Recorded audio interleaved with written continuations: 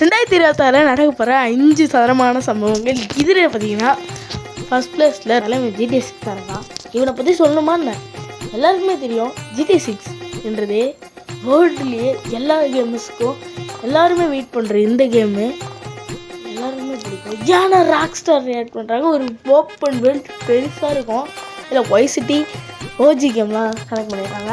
அடுத்தது பிளேஸில் இருக்கிறது சன் ஆஃப் தஞ்சை. இது நம்ம தமிழ்நாட்டை பேஸ் பண்ணி தமிழ் கிரியேட்டர்ஸ் கிரியேட் பண்ணது தான் ஹிஸ்டாரிக்கல் கேம் இது. அதாவது அப்போ இருந்தது. இதுக்கு மேலே பேச வராங்க. அடுத்தது போயிடலாம். நம்பர் 3ல் இருக்கிறது தான் அவெஞ்சர்ஸ் டூம்ஸ்டே. இந்த படத்தை பற்றி நான் என்ன சொல்கிறது, எல்லாருக்குமே தெரியும். படம் வந்ததுக்கப்புறம் எல்லோரும் பார்த்துட்டு என்னென்னு பார்க்கலாம். அடுத்ததாக பார்க்க போகிறது 4வது இடத்துல இருக்கிறது தான் தமிழ்நாட்டோட எனக்கு ரொம்ப பிடிச்ச ஒரு ஆக்டரோட கடைசி மூவி.